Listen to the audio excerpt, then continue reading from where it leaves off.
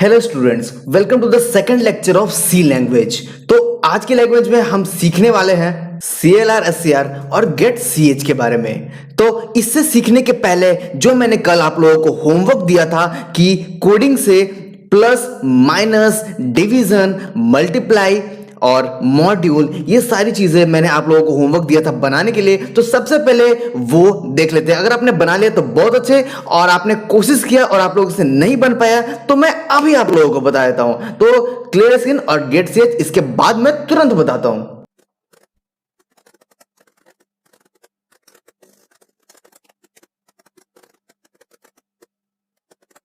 तो स्टूडेंट्स, जैसे कि मैंने आप लोगों को फर्स्ट लेक्चर में पढ़ा दिया था कि किसी भी दो नंबर का, दो वैल्यू का सम कैसे निकाला जाता है, और मैंने सबट्रैक्ट, डिवीजन, मल्टीप्लिकेशन, ये सब मैंने आप लोगों को होमवर्क दिया था। आपने किया या नहीं ये तो मुझे नहीं पता, लेकिन उम्मीद करता हूं कि आप लोगों ने किया होगा। तो आज हम लोग यहां पे सबट्रैक्ट सीखेंगे, क्योंकि सब मैंने आप लोगों को सिखा चुका है। तो सबट्रैक्ट करने के लिए कुछ भी नहीं करना है, उसी कोडिंग पे बस इस जगह पे आप लोगों को चेंजिंग करना है। यहाँ पे जो आप देख सकते हो, यहाँ पे मैंने यहाँ पे माइनस का साइन दिया है, वहां पे प्लस कर दोगे तो प्लस हो जाएगा, माइनस मैंने किया है तो माइनस हो जाएगा। तो यहाँ पे हम कंपाइल करके देखेंगे। कंपाइल करने का शॉर्टकट फंक्शन की प्लस F11, नहीं तो कंट्रोल प्लस F11। तो फंक्शन F11 मैंने यहाँ पे दबाया, और यहाँ पे सेव बिना किए हुए डेव C++ नहीं चलता है, टर्बो C चल जाता है।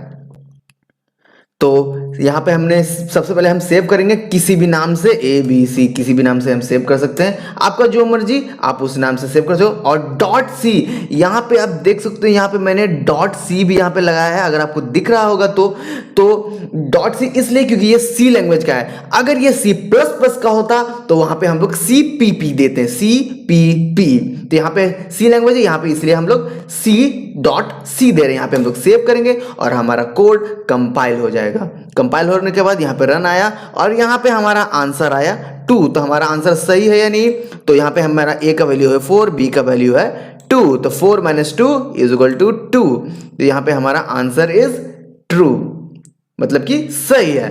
अब हम यहाँ पे, अब आप सब्ट्रैक्ट करने वाला तो सीख गए होंगे, और जिन्हें ये चीज आती है वो यहां से स्किप कर सकते हैं, डायरेक्टली आप जा सकते हैं क्लियर स्क्रीन पे और गेट CH पे। तो अब हम यहाँ पे मल्टीप्लिकेशन का साइन डाल देंगे, तो वैसे ही 4 2 8 हमारा आंसर आना चाहिए। अब हम कंपाइल करेंगे तो 4 2 8 यहाँ पे हमारा आंसर आ चुका है। और अब हम यहाँ पे मॉड्यूल करेंगे। मॉड्यूल का मतलब होता है ये वाला परसेंट वाला साइन। तो मॉड्यूल क्यों यूज किया जाता है? जब भी हमें किसी दो नंबर को डिवाइड करने के बाद रिमाइंडर चाहिए होगा, तब हम लोग मॉड्यूल का यूज करेंगे। इसे आप नोट कर लीजिएगा, नोट्स भी साथ साथ बनाते चलिए। मॉड्यूल का साइन का मतलब क्या होता है? जब हम किसी दो नंबर को डिवाइड करेंगे और डिवाइड करने के बाद हमें रिमाइंडर चाहिए, तब हम लोग मॉड्यूल का साइन को यूज करते हैं। तो मॉड्यूल करने के बाद इसका क्या आंसर आना चाहिए? तो जब हम 2 को 4 से डिवाइड करेंगे तो हमारा मॉड्यूल आना चाहिए 0। तो देखता हूं,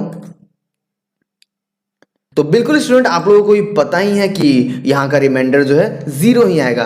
अब हम क्या करते हैं, तो मॉड्यूल आप समझ गए। अब हम इसे डिवाइड वाली साइन देंगे, स्लैश वाली, जिसे डिवाइड के नाम से भी हम लोग जानते हैं, बहुत पहले से ही जानते हैं। तो अब अगर यहाँ पे, और स्लैश का मतलब होता है, मतलब कि ये जो डिवाइड के साइन है इसका मतलब होता है कोशेंट वैल्यू आना। जो हमारा आंसर है वो कोशेंट आएगा। तो आप मुझे बताइए कि 2 को 4 से मैं डिवाइड करूंगा, आप लोग डिवाइड कीजिएगा, तो क्या आएगा? तो यहां पे ऑब्वियसली 2 आएगा। 2 2 4, तो हमारा कोशेंट 2। तो यहां पे हम कंपाइल करेंगे तो हमारा आंसर 2 आना चाहिए। तो बिल्कुल यहां पे हमारा 2 आंसर आ रहा है। और स्टूडेंट, कंपाइल करने का एक और तरीका है, यहाँ पे एग्जीक्यूट पर जाइएगा और कंपाइल एंड रन कर दीजिएगा, तो आपका प्रोग्राम रन हो जाएगा। अगर आपका शॉर्टकट किससे काम नहीं चला तो आप लोग वो भी यूज कर सकते हो। तो यही था कल का होमवर्क, जो मैंने आप लोगों को बहुत ही इजी तरीके से समझा दिया है। लेकिन स्टूडेंट्स हमारे कोड में अभी भी एक प्रॉब्लम है। तो कौन सा प्रॉब्लम है कि जैसे हम लोग जब कंपाइल कर रहे हैं, जैसे कि मैंने फिर से कंपाइल करके मैं आप लोगों को दिखा देता हूं, यहाँ पे 0 तो आ रहा है, लेकिन अगर कोई नया है जिसे कोड में क्या लिखा हुआ है उसे नहीं पता, तो यहाँ पे उसे पता तो होना चाहिए ना कि आखिर 0 है क्या, 0 क्या आ रहा है। तो इसे पता करने के लिए आप बहुत ही आसानी से, जैसे कि मैंने बताया था, प्रिंटफ और डबल कोट्स के बीच में आप जो भी लिखोगे वो प्रिंट हो जाएगा, बट %d%lf जो भी फॉर्मेट स्पेसिफायर्स होते हैं वो कभी भी प्रिंट नहीं होते हैं। फॉर्मेट स्पेसिफायर्स हमें हमारे वैल्यू को लेते हैं, जो भी इंट टाइप का जो वैल्यू होगा इंटीजर टाइप का वो %d में जाएगा, और %d के वजह से a और b कॉल हो रहा है। ये दोनों अलग चीज है, ये इंट के लिए और ये हमारे वैल्यूज के लिए होती है। और भी क्वेश्चन सॉल्व मैं करवाऊंगा तो आप लोगों को बहुत अच्छे से क्लियर होगा। तो यहां पे हम लोग, ये तो आप लोगों को समझ में आएगा कि %d हमारा प्रिंट नहीं होगा, ये सिर्फ कॉलिंग के लिए या फिर जो भी जिस भी तरीके से आप समझ सकते हो। तो यहां पे हम लिख देंगे, यहां पे हमें मॉड्यूल का साइन दिया है, मतलब कि रिमाइंडर। तो the reminder value is %d equal to का साइन डाल देंगे। अब क्या होगा, जैसे कि मैंने बताया था, डबल कोट्स के अंदर जो भी रहेगा वो प्रिंट हो जाएगा, लेकिन %d को छोड़ के। तो हमारा आउटपुट क्या आना चाहिए, हमारा आउटपुट आना चाहिए द रिमाइंडर वैल्यू इज 0। तो हमारा आउटपुट ये आना चाहिए था। अब हम कंपाइल करेंगे और देखेंगे हमारा आउटपुट आएगा नहीं। तो बिल्कुल गाइज हमारा आउटपुट आ चुका है, द रिमाइंडर वैल्यू इज 0। तो कुछ इस तरीके से आप अपने आउटपुट को और ज्यादा इंफॉर्मेटिव बना सकते हो। अब चलते हैं हमारे मेन टॉपिक पे, क्लियर स्क्रीन और गेट ch पे। तो स्टूडेंट्स वो दोनों चीजें मैं आप लोगों को यही बता सकता हूं कि क्लियर स्क्रीन और गेट ch देव C++ में लगाने का उतना कोई जरूरी नहीं है। क्योंकि हमारा जो क्लियर स्क्रीन है, क्लियर स्क्रीन हमें हमेशा यहां पे लगाया जाता है CLRSCR, लेकिन इसका यूज करने का कोई ज़रूरत ही नहीं है देव C++ में, क्योंकि क्लियर स्क्रीन का क्या काम होता है, जो हमारा आउटपुट आ रहा है, आउटपुट स्क्रीन पे जो पहले का जो वैल्यू है उसे वो ना दिखा के जो अभी मैं प्रिंट कराना चाहता हूं सिर्फ उस वैल्यू को ही दिखाए। तो हमारा जो देव C++ है, इसमें हमारे पहले वाले जो भी मैंने कोडिंग किया होगा तो वो अपने आप क्लियर हो जाता है, वो हमें नहीं दिखाएगा।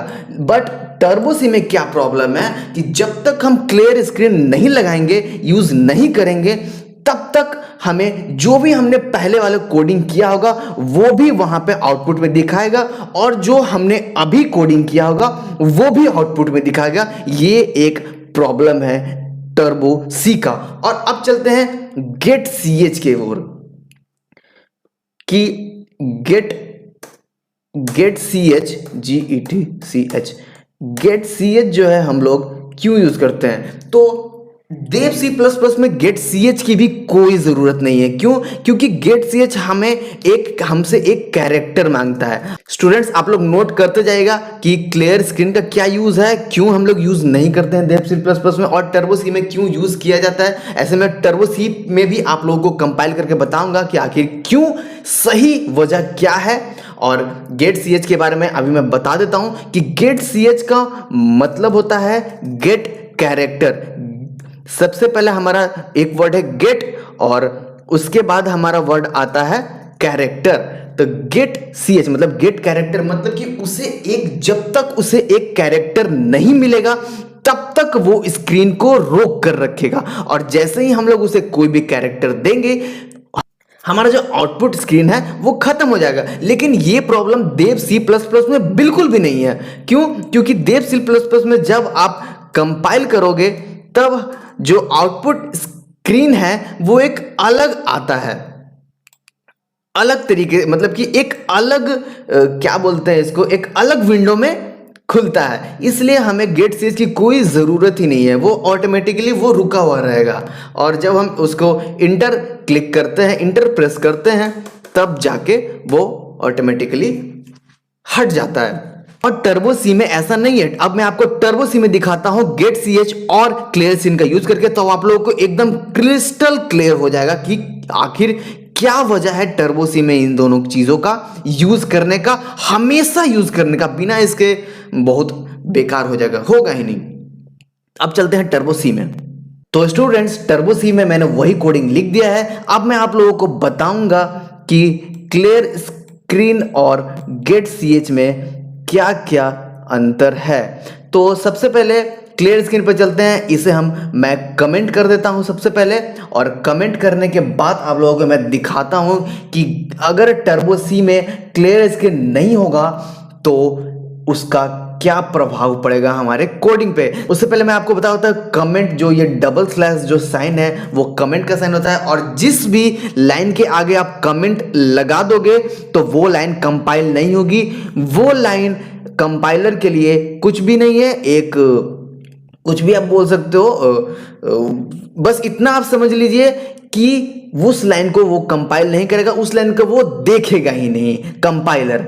इसलिए मैंने इसे डबल कोड में डाला, सॉरी, इसलिए मैंने इसे कमेंट किया।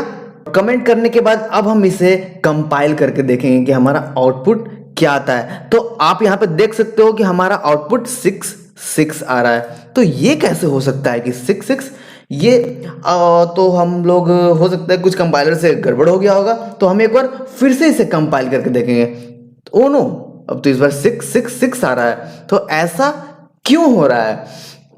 तो ऐसा इसलिए हो रहा है कि क्लियर स्क्रीन का, जैसे कि मैंने आप लोगों को अभी थोड़ी देर पहले भी बताया था, क्लियर स्क्रीन का मतलब जो आउटपुट स्क्रीन जो है उसे क्लियर करना, उससे साफ करना, जो भी आप अपने लैंग्वेज में बोल सकते हो। आउटपुट स्क्रीन को क्लियर वो कर देगा, जिसके वजह से हमारा जो पहले वाला जो भी हमने कोडिंग किया होगा वो सारा क्लियर, और अभी वाला कोडिंग ही सिर्फ हमें कंपाइल होने के बाद दिखाएगा। जो आप यहाँ पे देख सकते हो 6 जो दिखा रहा है वो हमारा सही आंसर है, क्योंकि 4 + 2 जो होता है वो 6 होता है। तो इससे आप लोग समझ चुके होंगे कि क्लियर स्क्रीन का क्या वजह है यूज करने का टर्बो सी में। तो अब आते हैं गेट सीएच पे। तो गेट सीएच का जैसे ही मैं कमेंट करूंगा और कंपाइल करूंगा तो हमारी कोड चलेगी ही नहीं। मतलब कि कोड हमारी चल रही है, कोड हमारा बिल्कुल सही है, बट हमारा जो आउटपुट स्क्रीन है वो आ ही नहीं रही है। आप देख सकते हो कुछ भी कर लो आउटपुट स्क्रीन हमारा नहीं आएगा। तो वो क्यों नहीं आ रहा है? क्योंकि गेट सीएच का मतलब मैंने अभी शायद आप लोगों को बताया था कि गेट सीएच का मतलब होता है गेट कैरेक्टर। मतलब कि ये जब कंपाइलर कंपाइल करते करते गेट सीएच वाले लाइन पर आएगा तो वो देखेगा कि इस फंक्शन को एक कैरेक्टर चाहिए। तो जब हम लोग इसे कंपाइल करेंगे और जैसे ही मैं कोई भी की प्रेस करूंगा कीबोर्ड से तो हमारा आउटपुट स्क्रीन खत्म हो जाएगा। और जब तक हम लोग कोई भी की प्रेस नहीं करेंगे तब तक वो आउटपुट स्क्रीन वैसे ही हमें दिखाते रहेगा। फ्रेंड्स, गेट सीएच का मतलब ही यही होता है। गेट सीएच मतलब कि गेट कैरेक्टर, जो मैंने आप लोग को पहले भी बताया है, बस यही होता है इसका मतलब। गेट सीएच अगर आप नहीं लाओगे टर्बो सी में तो आपको आउटपुट स्क्रीन दिखेगा ही नहीं, और जैसे ही आप गेट सीएच लगा दोगे तो आउटपुट स्क्रीन दिख जाएगा। और आउटपुट स्क्रीन दिख जाएगा तो आपका जो भी कोड है कंपाइल होने के बाद जो भी आपको कोड जो चलेगा, आपका जो कोडिंग है, मतलब कि जो मैंने कोड किया है यहाँ पे क्या है a+b, तो a+b मुझे दिख जाएगा। तो स्टूडेंट्स, उम्मीद करता हूं कि आप लोग बिल्कुल अच्छे से क्लियर स्क्रीन और गेट सीएच में डिफरेंस समझ गए होंगे। जो भी मैंने बताया उसे आप नोट जरूर कर लीजिएगा। क्लियर स्क्रीन क्या है और गेट सीएच क्या है, क्या होता है, क्योंकि फ्यूचर में अगर दिमाग से निकल भी जाए तो आप अपने नोटबुक को देखो और आपको फिर से याद आ जाए कि आखिर ये होता क्या है और क्यों देव C++ में यूज नहीं किया जाता है और क्यों टर्बो C++ में यूज किया जाता है।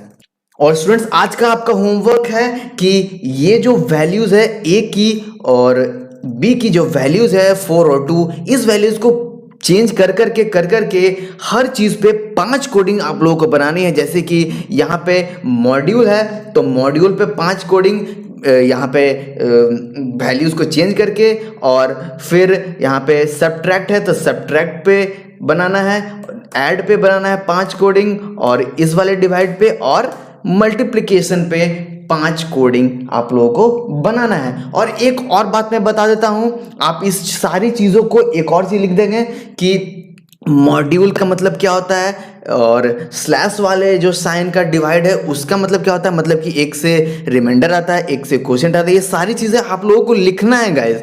और एस्ट्रिक जो साइन है उससे मल्टीप्लिकेशन होती है। ये सारी बातें आप लिखोगे तो एक नोटबुक में अच्छा रहेगा, और लिखने से उतना ही ज़्यादा क्लियर होगा। कोडिंग बहुत इजी है स्टूडेंट, उसके लिए आप लोगों को कोई भी टेंशन नहीं है। बस आप लेक्चर बाय लेक्चर वीडियोस देखते रहो, धीरे धीरे आपके पूरे कोडिंग में जो भी प्रॉब्लम है सब धीरे धीरे सॉल्व होती जाएगी। तो स्टूडेंट्स, आज के लिए बस इतना ही। उम्मीद करता हूँ कि आप लोगों को ये लेक्चर बहुत पसंद आई होगी। तो मिलते हैं लेक्चर नंबर 3 में, तब तक के लिए जय हिंद।